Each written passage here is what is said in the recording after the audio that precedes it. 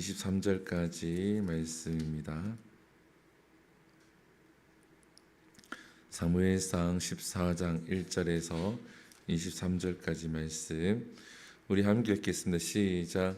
하루는 사울의 아들 요나단이 자기의 무기를 든 소년에게 이르되 우리가 건너편 블레셋 사람들의 부대로 건너가자 하고 그의 아버지에게는 아뢰지 아니하였더라.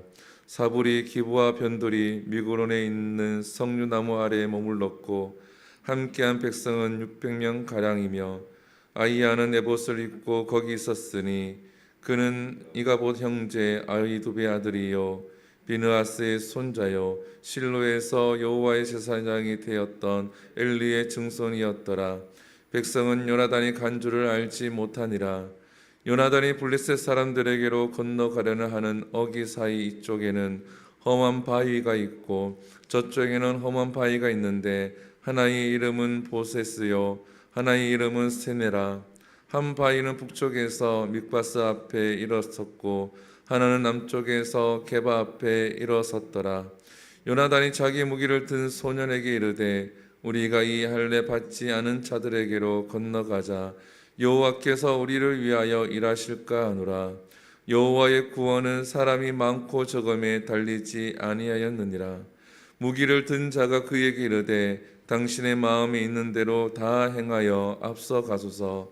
내가 당신과 마음을 같이하여 따르리이다. 요나단이 이르되 보라 우리가 그 사람에게로 건너가서 그들에게 보이리니 그들이 만일 우리에게 이르기를 우리가 너희에게로 가기를 기다리라 하면 우리는 우리가 있는 곳으로 가만히 있어서 그들에게로 올라가지 말 것이요 그들이 만일 말하기를 우리에게로 올라오라 하면 우리가 올라갈 것은 여호와께서 그들을 우리 손에 넘기셨음이니 이것이 우리에게 표징이 되리라 하고 둘이 다 블레셋 사람들에게 보이매 블레셋 사람이 이르되 보라 히브리 사람이 그들이 숨었던 구멍에서 나온다 하고 그 부대 사람들이 요나단과 그의 무기 든 자에게 이르되 우리에게로 올라오라 너희에게 보여줄 것이 있느니라 한지라. 요나단이 자기의 무기를 든 자에게 이르되 나를 따라 올라오라 여호와께서 그들을 이스라엘 손에 넘기셨느니라 하고 손발로 기어 올라갔고 그 무기를 든 자도 따랐더라. 블레셋 사람들이 요나단 앞에서 엎드려짐에 무기를 든 자가 따라가며 죽였으니 요나단과 그 무기를 든 자가 반나절 갈리가나안에서 처음으로 쳐 죽인 자가 20명 가량이라. 들에 있는 진영과 모든 백성들이 공포에 떨었고 부대와 노략군들도 떨었으며 땅도 진동하였으니 이는 큰 뜰림이었더라. 베냐민 기브아에 있는 사울의 파수꾼이 바라본즉 허다한 블레셋 사람이 무너져 이리저리 흩어지더라. 사울이 자기와 함께한 백성에게 이르되 우리에게 누가 나갔는지 점호하여 보라 하여 점호한즉 요나단과 그의 무기를 든 자가 없어졌더라. 사울이 아히야에게 이르되 하나님의 개를 이리로 가져오라 하니 그때에 하나님의 개가 이스라엘 자손과 함께 있음이니라. 사울이 제사장에게 말할 때에 블레셋 사람들의 진영에 소동이 점점 더한지라.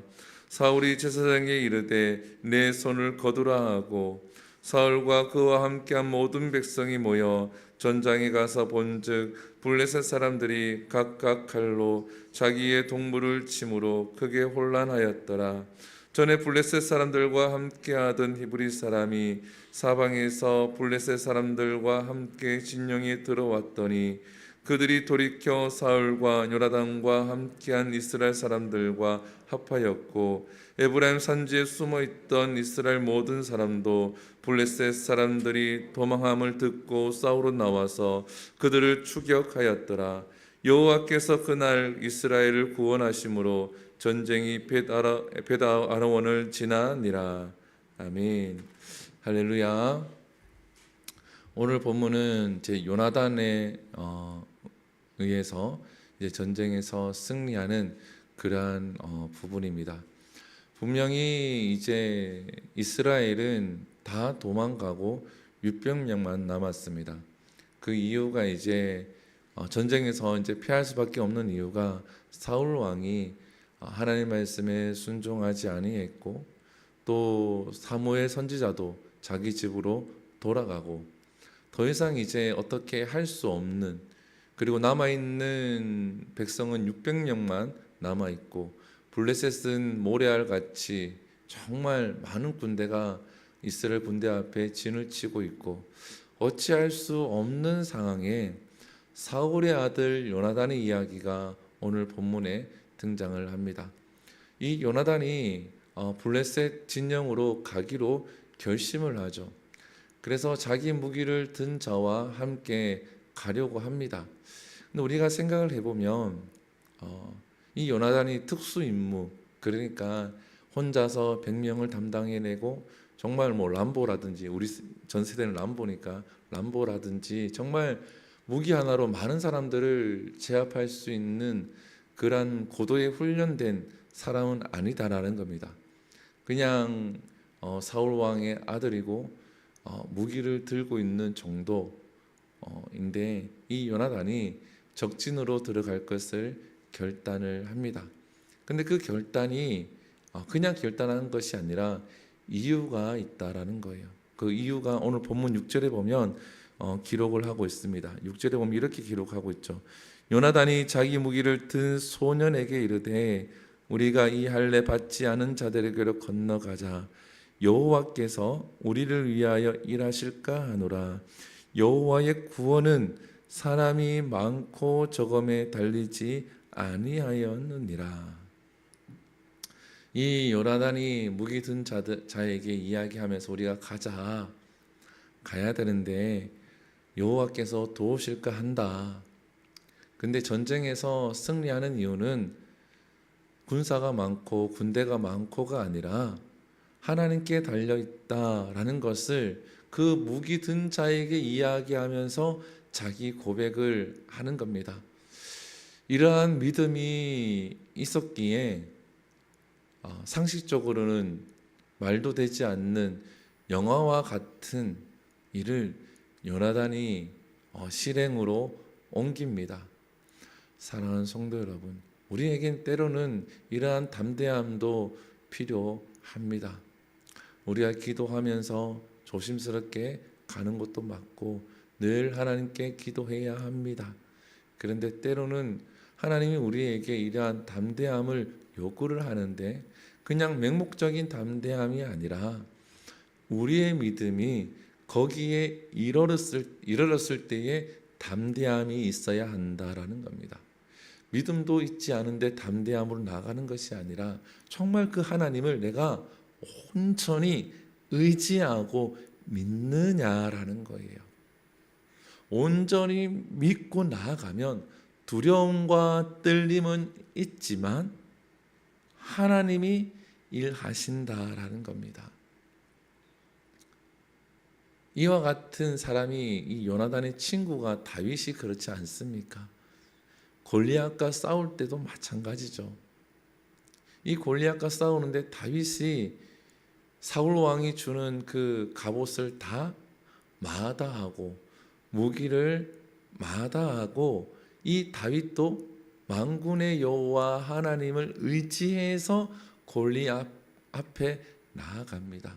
성경을 보면 사무엘상 16장을 보게 되시면 골리앗과 싸울 때에 이 다윗이 어떻게 하냐 하면 이 골리앗과 대치하고 있으면서 어떻게 이 물맷돌을 던질까를 생각하는 것이 아니라 성경을 보면 골리앗을 향해서 빨리 달려갔다라고 기록을 합니다. 빨리 달려갔다. 전투훈련이 되지 않는 이 다윗이 빨리 달려갔다고 하는 것은 어찌 보면 무모한 짓입니다. 그런데 다윗은 이 요나단과 같이 하나님을 온전히 의지하고 담대함으로 나아갔다라는 겁니다. 오늘 본문 요나단도 마찬가지입니다. 담대함으로 그 적진에 들어가는데 이렇게 고백합니다. 우리가 블레셋 사람들에게 보일 것이다. 근데 블레셋 사람이 우리를 보고 가라 그러면 우리가 있어야 되지만 블레셋 사람들이 올라오라 그러면 우리가 올라가자. 왜냐? 하나님께서 허락하신 것이다. 왜냐하면 그들이 블레셋 사람들이 우리를 보고 올라오라고 하는 것은 이유가 있을 것이다. 그래서 실제로 그들에게 보였더니 블레셋 사람들이 오라는 거죠. 가서 그들을 죽이고 그것을 어지럽게 만들게 되어집니다. 근데 오늘 본문에 보면 우리가 한 가지 더 봐야 될 게 뭐냐 하면 바로 사울의 모습입니다. 이제 블레셋 진영에서 소동이 일어나니까 사울 왕이 알게 된 거죠. 그래서 봤더니 정신없이 저들끼리 막 이렇게 하고 있는 거죠. 하나님의 역사하심으로 저를 찌르고 죽이고 있는 거죠. 그래서 이 제사장에게 와서 언약궤를 가지고 와서 하나님께 기도해라. 이게 무슨 뜻인지 알아보자 라고 시킵니다. 근데 그 소동이 점점 더 커지니까 이 사울 왕이 결단을 내립니다. 오늘 본문의 19절에 보면 이렇게 기록이 되어져 있죠. 사울이 제사장에게 말할 때 블레셋 사람들의 진영의 소동이 점점 더한지라 사울이 제사장에게 이르되 내 손을 거두라 하고 기도하는 거 멈춰. 사울의 계산으로는 지금 쳐들어가면 이긴다. 기도할 필요 없다. 기도하는 거 멈춰. 지금 전쟁하러 가자라는 거예요. 사랑하는 성도 여러분, 타이밍이 중요한 건 맞습니다. 근데 우리가 오늘 본문에서 무엇을 볼 수 있습니까? 요나단은 담대함으로 하나님을 의지해서 적진에 들어가서 이렇게 소동이 일어나고 하나님 역사에서 적군이 서로 찌르고 죽이고 이런 역사가 일어나죠. 그래서 사울 왕은 그걸 보고 이게 뭔가 하나님 뜻인가를 알려고 제사장에게 기도하라고 시켜놓고는 더 소동이 일어나니까 멈추라고 합니다. 자기의 계산과 자기의 이성적 판단으로만 생각하고 쳐들어가게 되어집니다. 하나님 역사하심으로 전쟁에서는 승리를 하게 되어집니다. 그러나 사울은 지극히 인간적인 이성적으로만 승리를 쟁취하는 모습을 보여줍니다. 하나님이 일하셨지만 사울의 모습은 하나님을 의지하는 것이 아니죠. 사람들이 보기에는 사울이 승리한 것처럼 보입니다. 그러나 사울이 믿음으로 승리한 것이 아니고 요나단이 다 해놓은 것을 자기 인간적인 계산으로 승리를 쟁취하게 되어지죠. 사랑하는 성도 여러분, 이성이 필요 없는 것은 아닙니다. 그런데 기도하는 것을 멈춰라. 이것이 하나님 뜻인지 아닌지를 알고 가야 되죠. 근데 하다 보니까 너무 이게 바쁘니까 이걸 들어가야 되니까 멈추고 들어가는 겁니다. 결과적으로는 승리했지만 그 승리는 온전한 승리도 아니고 사울이 잘해서 얻은 승리도 아닙니다.